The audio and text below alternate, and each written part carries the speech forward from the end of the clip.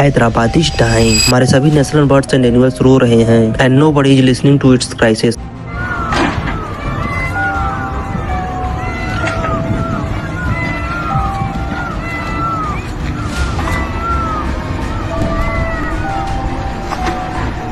ये वीडियो देखने के बाद मुझे रोना आ गया, मुझसे पूरा वीडियो देखा भी नहीं गया। हैदराबाद की 400 एकड़ की जमीन तेलंगाना गवर्नमेंट ऑक्शन करना चाहती है। वो उस एरिया की जमीन को एक IT पार्क के लिए यूज करना चाहती है। मुझे पता है ये वीडियो मेरे बाकी वीडियो से बिल्कुल नहीं है। इस वीडियो में कोई फनी बात नहीं की गई है, तो 99% लोग इसे स्किप करेंगे। लेकिन अगर आप उन 1% में से हो जिन्हें देश की परवाह है, तो इस वीडियो को एंड तक देखेंगे और अपने दोस्तों के साथ शेयर जरूर करेंगे। हैदराबाद में 400 एकड़ में फैला फॉरेस्ट एरिया को नीलाम करने का फैसला आया है। फैसले का आधार कि कांग्रेस सरकार या फॉरेस्ट एरिया सरकारी परियोजना के नाम करना चाहती है। इस फैसले के बाद वहां के स्थानीय प्रशासन बुलडोजरों का एक ग्रुप लेके वहां पहुंचे, जिसके बाद हैदराबाद यूनिवर्सिटी के छात्रों और आसपास की युवाओं ने इसका विरोध किया।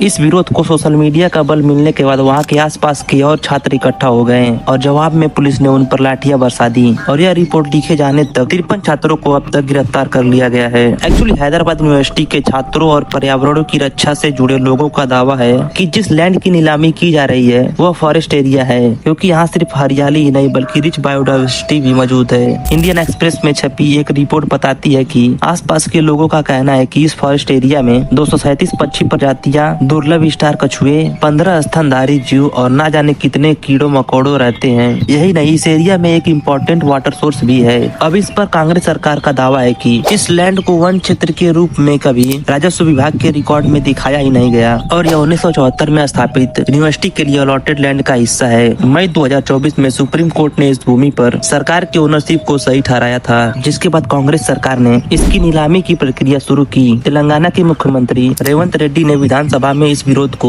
राजनीतिक रूप से प्रेरित बताया और BRF पर दुष्ट लोमड़ियों की तरह विरोध भड़काने का आरोप लगाया। उन्होंने कहा कि इस क्षेत्र में कोई बाघ या हिरण नहीं है, बस कुछ दुष्ट लोमड़ियां हैं जो विकास को रोकने की कोशिश कर रही हैं। रेवंत रेड्डी का यह बयान उनकी पर्यावरण के प्रति इंसेंसिटिव को एक्सपोज करता है। तेलंगाना हाईकोर्ट में याचिकाकर्ताओं ने 1966 में सुप्रीम कोर्ट के एक फैसले का हवाला दिया है, जिसमें कहा गया है कि अगर किसी लैंड में हरियाली है तो उसे वन क्षेत्र माना जाएगा, भले ही वह राजस्व रिकॉर्ड में ना हो। एनवायरमेंटलिस्ट का लॉजिक है कि इस भूमि को राष्ट्रीय गार्डन घोषित किया जाना चाहिए, न कि इसे नीलाम कर कंक्रीट का जंगल बना देना चाहिए। इसी बीच बुधवार को तेलंगाना हाईकोर्ट ने कांग्रेस सरकार को 3 अप्रैल तक यानी बुधवार तक इस 400 एकड़ जमीन पर कोई कदम आगे बढ़ाने से रोक दिया है। यानी रेवंत रेड्डी सरकार अगली सुनवाई तक यहाँ न कोई पेड़ उखाड़ेंगे या न कोई JCB मशीन चलवा सकेंगे। यूँ तो सोशल मीडिया पर इस मुद्दे को लेकर जबरदस्त बहस चल रही है, पर सोचने वाली बात है कि भारत में पर्यावरण की रक्षा का झंडा उठाने वाले तमाम कथित सेलिब्रिटी, एक्ट्रेस और संगठन इस भयावह घटना पर मौन बैठी है। यही बॉलीवुड सेलिब्रिटी जो मुंबई के आरो मेट्रो रोड के विरोध में अपनी मुखरता जाहिर कर रही हैं, आज अपने मुंह पर साइलेंट का टेप चिपका बैठी हैं। क्या इसलिए कि यह जिम्मेदार कांग्रेस सरकार है? क्या एनवायरमेंट सरोकार भी और राजनीतिक स्वार्थ के आधार पर तय किया जाएगा? विकास के क्रम में हमारे मन में यह विचार तो खोदना ही चाहिए